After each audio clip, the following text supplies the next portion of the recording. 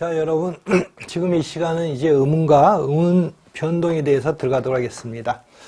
자, 음운, 자, 첫 번째 파트는 음운이고요. 두 번째 파트는 음운의 변동이고요.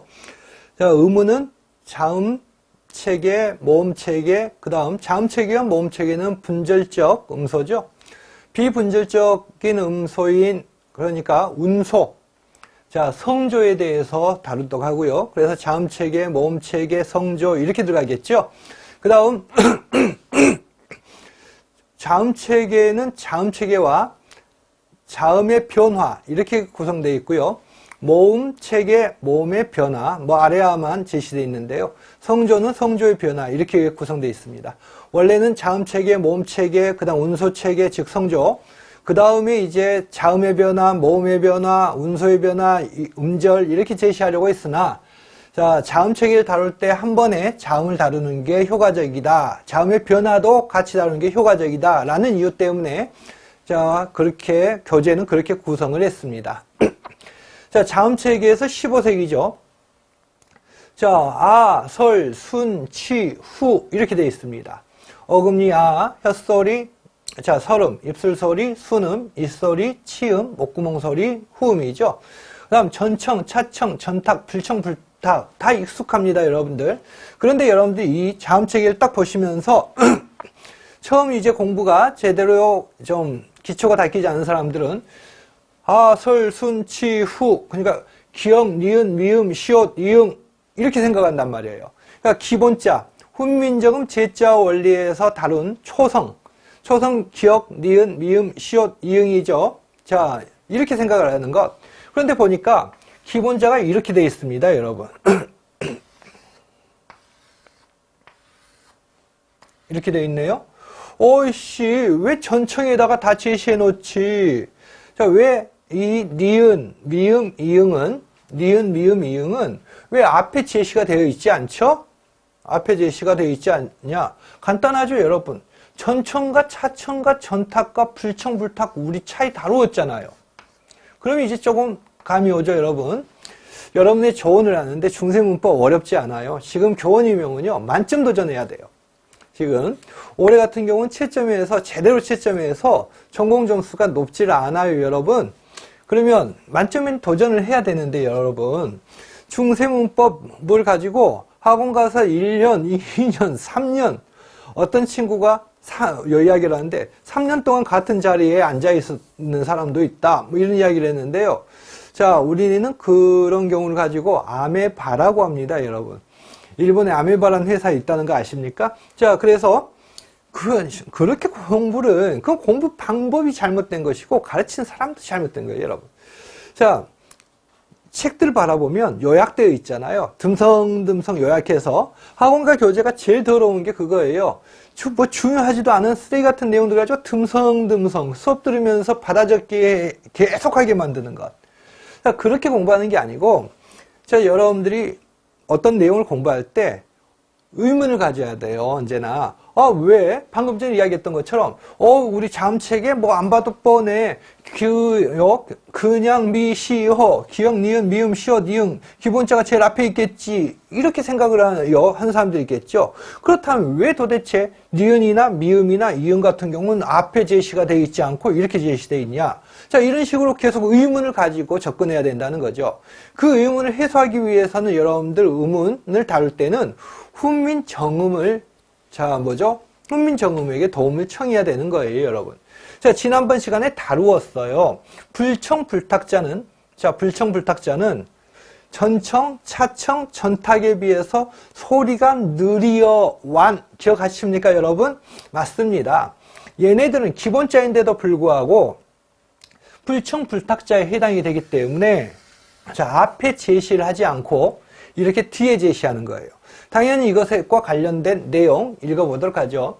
또한 성음의 청탁으로 말할 것 같으면 기역, 디귿, 비읍, 지읒, 여린 히읗은 전청이 되고 기역, 티읕, 피읍, 치읒, 히읗은 차청이 되고 쌍기역, 쌍디귿, 쌍비읍, 쌍지읒, 쌍시옷, 쌍히읗 경음이죠. 된소리죠. 전탁이 되고 예은, 이응, 니은, 미음, 이응, 니을, 반치음, 불청, 불탁이 된다. 훈민정음의 규정이에요. 그런데 이 부분 출제됐어요. 이전 객관식에서. 어떻게 여러분들에게 물어봤냐면, 자, 이 부분 딱 제시해 놓고, 그 다음에 답지 1번, 2번, 3번, 4번, 5번 나올 것 아닙니까? 그러니까 지금 전청, 차청이 되고, 전탁이 되고, 불청, 불탁이 된다. 이 내용, 여러분들, 지금 괄호쳐져 있는, 꺽쇠로 표시되어 있는 이 내용을 딱 답지에 제시해서 이 내용에 대한 설명으로 맞냐 틀리냐 이걸 요구했어요. 그런데 여러분들이 보시는 것처럼 자음을 전청, 차청, 전탁, 불청, 불탁으로 이렇게 분류했다는 것은 자 뭐죠? 자음 체계에 대한 인식이 반영되었다는 것을 보여주고 있는 거잖아요. 그쵸? 그리고 또 전청, 차청, 차청, 전탁, 불청, 불탁 이 자음 간의 대립관계를 보여주고 있는 거죠. 대립관계를 보여주고 있는 것. 그래서 이런 관점이 출제가 이루어졌고요. 여러분들 방금 전에 질문했던 문제 제기했던 부분 니은, 미음, 이응은 소리가 거세지 아니한 까닭에 차례가 비록 뒤에 있다는 말이에요. 그러니까 앞에 나타나는 게 아니라 뒤에 있다. 그런데 상형에서 글자를 지음에는 우리가 공부했던 기본자, 초성의 제자 원래 공부했죠. 기본자, 기역, 니은, 미음, 시옷, 이응. 자, 이 글자를 지음에는 시초가 된다 하겠다. 시옷과 지읒은 다 같이 전청이긴 하나 시옷은 지읒에 비해서 소리가 거세지 아니하므로 역시 글자를 지음에 시초가 된다고 하겠다. 초성의 소리값, 성음, 자, 청탁은 좋은 방법에 따른 분류를 말하는 것입니다. 자, 그래서 이제 이해되시죠? 왜 앞에 제시하지 않은지 훈민정음에 여러분들 설명하고 있잖아요. 소리가 거세지 아니한 까닭에 차례가 뒤에 있다는 말이에요. 어디 볼까요? 아하, 니은, 미음, 이응은 자 불청불탁자이므로 소리가 전청이나 차청이나 전탁자에 비해서 소리가 거세지 아니하므로 이 뒤에 있구나. 그리고 시옷, 지읒은 같은 전청자이지만 자 지읒은 시옷에 비해서 소리가 더 거세므로 시옷을 소리를 시옷이 소리가 거세지 않으므로 기본자로 설정했다. 이것에 대한 안내가 되어 있는 것 아니겠습니까, 여러분? 이해되십니까? 이런 식으로 훈민정음을 통해서 그냥 이게 요약 정리되어 있는 것 몇 줄 밑줄 긋고 끝나는 것이 아니라 훈민정음을 통해서 이렇게 조금 이해를 약간만 더 넓혀도 여러분들 실제 나중에 시험 보실 때 큰 도움이 됩니다, 여러분. 그런데 여기에서 제가 또 자, 국외음화 여러분들 떠올려 보십시오. 현대 국어의 국외음화 치좀, 디귿, 티읕이 모미를 만나서 국외음, 지읒, 치읒으로 변하는 현상. 그런데 여러분, 설순치를 보니까 국외음은 전혀 나와 있지 않습니다. 여러분, 그쵸? 국외음은 나와 있지 않아요. 지금 현대 국어에서 국외음은 자, 중세에는 무엇에 해당합니까? 치음에 해당이 됩니다. 아하, 이런 게 다르구나. 자, 그래서 여러분들 우리가 음운을 공부한 다음 음운의 변동을 나중에 공부하죠. 그런데 여러분들 이제까지 교원일명 출제에서 음운론에서 제일 많이 출제가 된 파트가 음운 파트입니다. 그리고 최근에는 음운의 변동도 조금 건드리기 시작했다는 거죠. 그래서 음운의 변동을 제대로 이해하시려면 현대 국어도 마찬가지예요. 자음 체계가 머릿속에 없는데 현대 국어의 음운의 변동을 이해할 수는 없습니다. 왜? 맹목적으로 외우지 않는 한. 자, 그런데 맹목적으로 암기한다는 것은 언제나 적용에 있어 한계가 있을 수밖에 없습니다. 중세 문법도 여러분들 머릿속에 이 자음 체계들이 머릿속에 그려져야 여러분들 중세 국어의 음운의 변동도 이해하실 수 있는 겁니다. 무슨 말인지 이해가 되시죠, 여러분? 자, 그래서 이런 자음 체계가 머릿속에 그려져야 된다는 것. 자, 지금 이 내용은 이제 설명을 다 했고요. 현대 국어 자음 체계를 고려한 분류 방식. 자, 이 자음 체계표는 중세 국어의 자음 체계를 현대 국어에 맞추어서 제시했는데요. 자, 이 표는 공룡이 담배 피던 시절에 EBS 교재에서부터 이 표가 제시가 됐었어요. 자, 파열은 파철음, 마찰음, 비음, 유음, 그 다음 양순음, 치조음, 경국여음, 영국여음, 성문음입니다. 그런데 여러분들 보시면 이건 아음이네요. 중세 국어에서 아음이 현대 국어에서는 영국여음에 해당이 되네요. 그쵸? 그 다음에 아음, 양순음의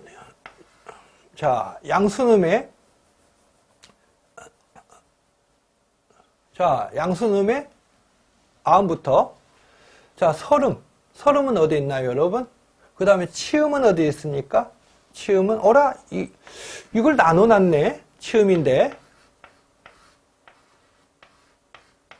순음은 어디에 있습니까?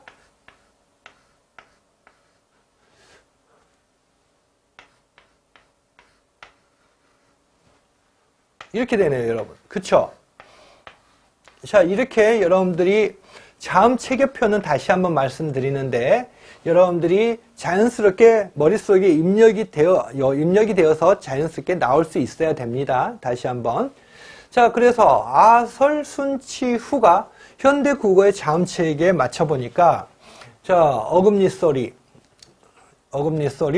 아음이 여기에 있고요. 그 다음은 설음이라는 것은, 자, 혀소리.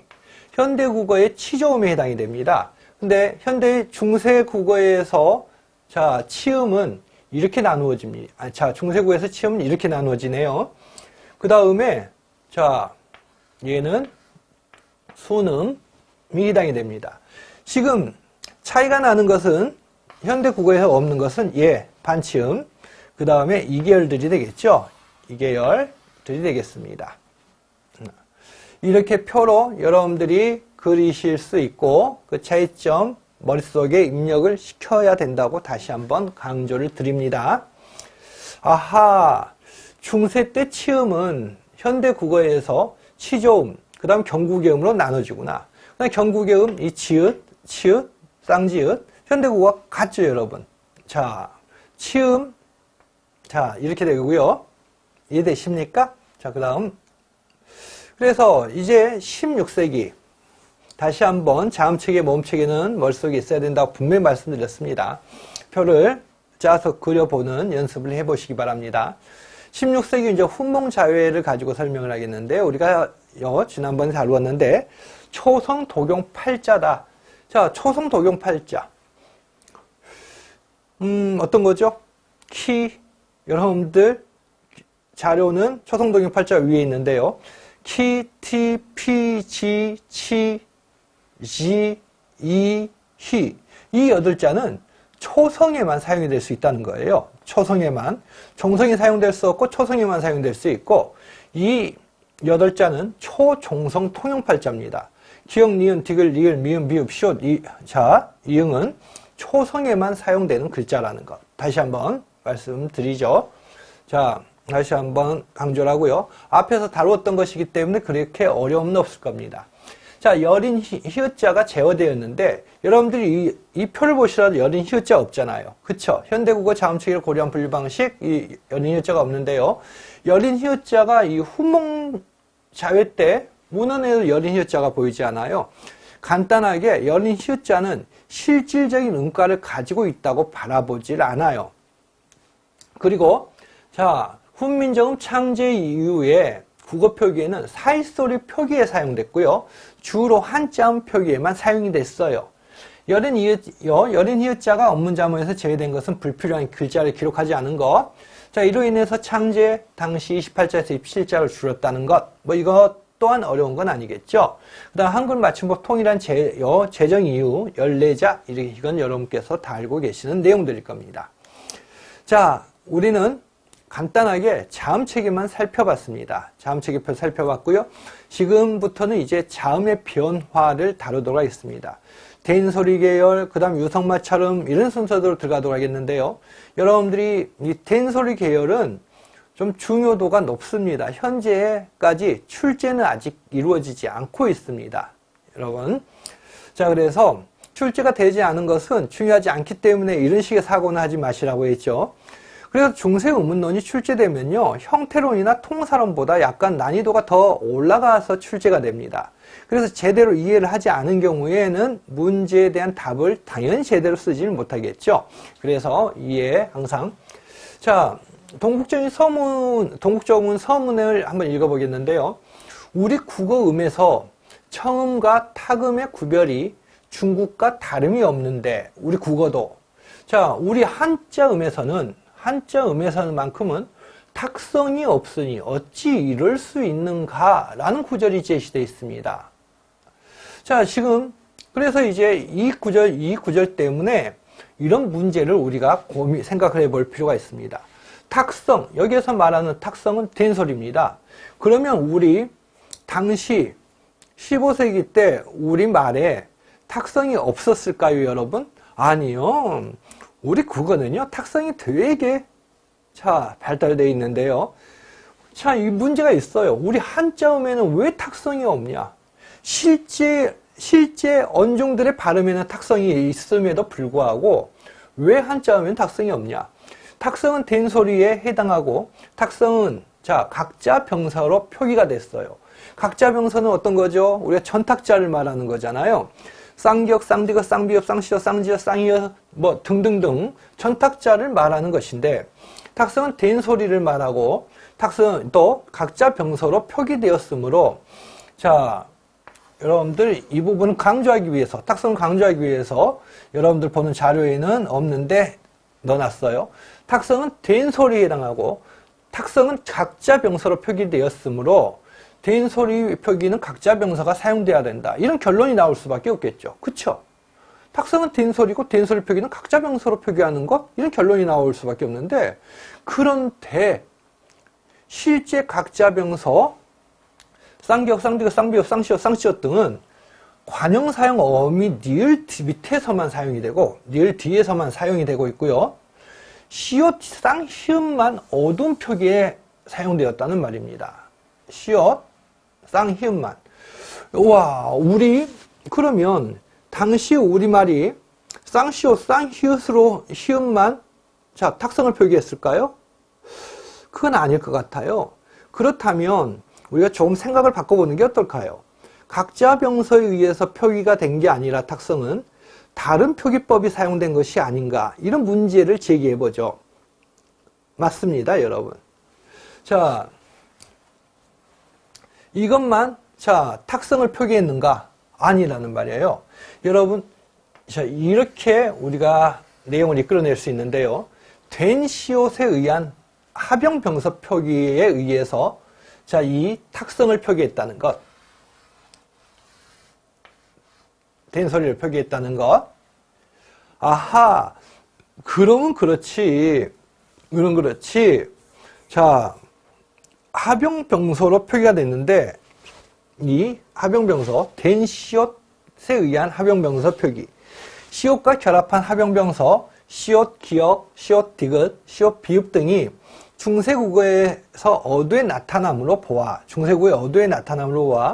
중세국어 후기의 된소리 계열은 시옷 기역이나 시옷 디귿이나 시옷 비읍 등과 같은 합용병서로 표기가 되었을 것이다.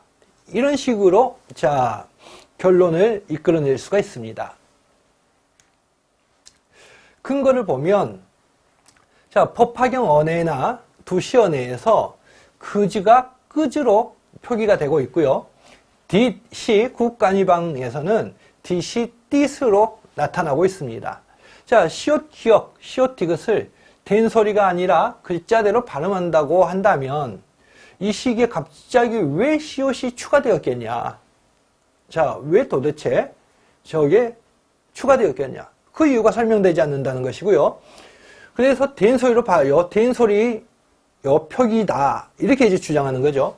또 16세기가 되면 계속 된소리 표기가 더욱더 확대가 되고 있습니다. 된소리 표기. 구짓, 꾸짓, 빛, 빛, 긋, 긋. 그 다음에 뭐죠? 글, 끌. 사할, 싸할. 이런 것들 근거로 제시하고 있고요. 된소리와 관련된 이제 두 가지 문제점. 하나는 각자 병서 폐지다. 각자 병서가 15세기 중반을 넘어서 각자 병서가 없어져요. 그러면 이렇게 생각해야 되네요, 여러분. 된소리가 소멸된 거야? 그건 절대 아니겠죠, 여러분. 각자 병서 표기가 없어진 것은 표기법 규정, 우리 현대국어에서는 이제 어문 규정이 있잖아요. 한글 맞춤법부터 표준 발음법, 한글 맞춤법이라는 표기법 규정이 있어요.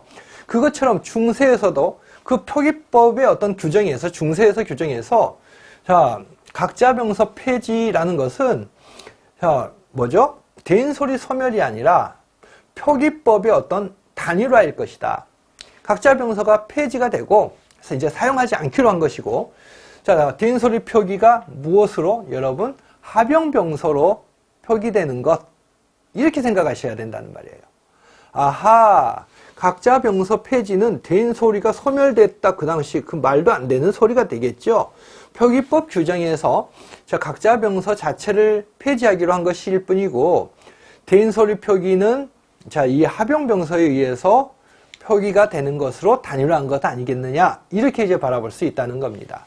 자, 그 다음에 지읒의 된소리 시옷 지읒 같은 경우는 중세 때 보이질 않습니다. 시옷 지읒 같은 경우는 이건 나타나지 않았다는 것, 이런 정도만 알아두시면 될 것 같습니다. 자, 그래서 근대 국어에서 된소리는 더욱 일반화가 되었고요. 된소리의 인상적 가치를 이용하기 위해서 스시 쏘시 된다든가, 둘이 뚫, 그 다음에 곧이 꽃, 이런 식으로. 그래서 현대 국어에서 보시면 아예 아시고 계시겠지만,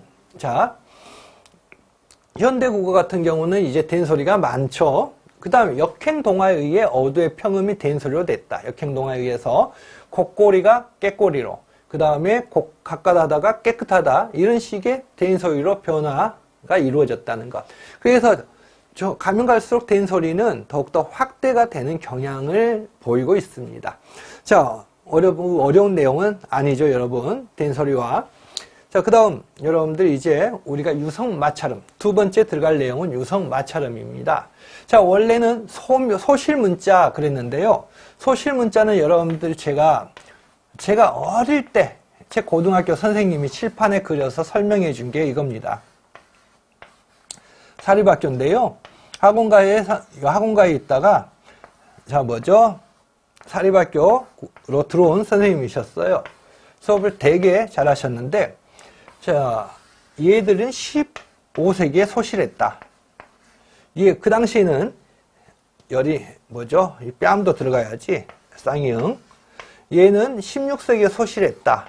얘는 17세기였다. 제가 배울 때는요.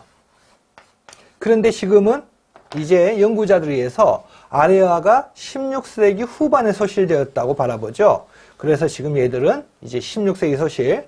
그래서 원래는 여러분들 자음의 변화에서 순경음, 비읍, 그 다음에 이것들을 다 넣었는데, 여린 히읗과 옛이응은 따로 제시했어요. 왜? 얘는 유성마찰음에 해당하지 않기 때문에. 유성마찰음은 지금 순경음, 비읍, 반치음, 이응, 얘네들이죠. 그래서 지금 유성마찰음은 세 개를 다룹니다. 순경음, 비읍과 반치음과 이응을 다루고요. 거기에 부연하는 내용으로서 나머지는 여린 이읒이나 옛이응은 부연하는 내용으로 덧붙여져 있습니다. 순경은 비읍부터 보시도록 하죠. 자, 이응을 순음 아래에 연서하면, 우리가 연서법에서 배웠죠. 이응을 순음 아래에다가 연서하면 얘가 순음이죠. 자, 순경음이 된다. 가변소리란 말이죠. 가별경자입니다, 여러분. 입술 순자, 가별경자, 입술 가변소리. 가변소리로서 입술이 겨우 붙을락 말락해서 후음의 소리가 많다라고 했습니다. 어라, 순음인데 경을 만드니까 후음의 소리가 많다네요. 자, 음가 유성 양순 마찰음이라고 하죠. 양순 유성 마찰음 또는 유성 양순 마찰음. 순경음은 마찰소리로 실제 어떻게 발음됐을까요? 제가 부산 살 때 정말 재밌었던 게 마창진 다르고요. 마산 진주가 아니라 진해입니다. 자, 창원, 마산, 진해 여기를 가지고 마창진이라 하죠. 여기가 부산과 사투리가 아주 다르죠. 엄청나게 억센 된소리 발음이 나옵니다. 맞지? 쏘갔다. 그런데 이제 대구하고는 완전히 상반되죠. 대구는 된소리가 없어요. 그런데 거기에서 한 시간, 차로 1시간 거리에 있는 경남 진주를 가면 된소리가 거의 없고요. 대구 소리하고 비슷해요.